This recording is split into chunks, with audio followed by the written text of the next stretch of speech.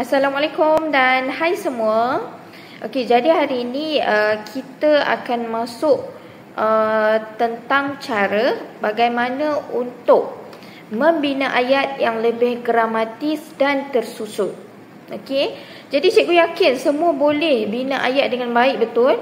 Kan? Okey, cikgu yakin semua boleh bina ayat.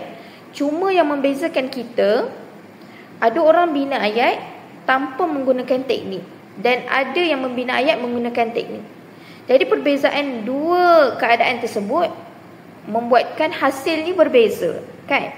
Jadi teknik ni sangat-sangat penting sebenarnya untuk membantu awak mengeluarkan idea yang lebih bernas, idea yang lebih berkait dengan keadaan ataupun gambar lah, kalau awak nanti nak bina ayat berdasarkan gambar.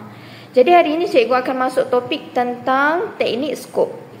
Jadi teknik skop ini adalah salah satu teknik yang mana sangat berhubung kait dengan penyusunan ayat yang lebih sistematik. Okey. Jadi kalau kita tengok S dekat sini, okey. Apa itu S? Okey. S itu merujuk kepada subjek. Okey, subjek ini selalunya kita akan letak nama lah di hadapan. Okay, siapa? Ataupun kata ganti nama pertama, kedua ataupun ketiga. Okey. Jadi K itu apa? K pula merujuk kepada kata kerja. Okey.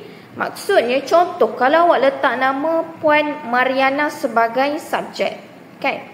Jadi K dia kata kerja, apakah perbuatan yang dibuat oleh Puan Mariana? Contoh kalau tengok dekat sini, menggoreng. Jadi menggoreng itu adalah kata kerja yang disesuaikan dengan subjek. Okey, seterusnya O. O merujuk kepada objek. Jadi O ini mesti berkait dengan kata kerja. Jadi kata kerja menggoreng. Menggoreng apa? Menggoreng sayur. Jadi O itu adalah objek yang berkait dengan perbuatan sebelum tu. Okey, dan seterusnya P. P ini merujuk kepada perluasan. Jadi perluasan ini selalunya akan ada kata sendi nama. Okey, kata sendi nama yang kita nak menghuraikan, membantu kita untuk menghuraikan di mana, siapa, kenapa dan mengapa.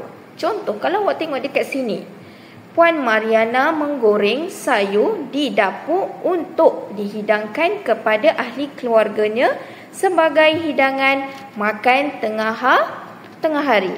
Jadi perluasannya itu adalah huraian yang meletakkan keadaan menggoreng sayur itu di mana. Jadi barulah kalau awak gabungkan keempat-empat ayat ini menjadi satu susunan ayat yang lebih sistematik dan tersusun. Kalau awak baca pun mudah je, kan? Kalau awak baca pun awak mudah faham apa yang cuba disampaikan dalam huraian ayat ini. Okey?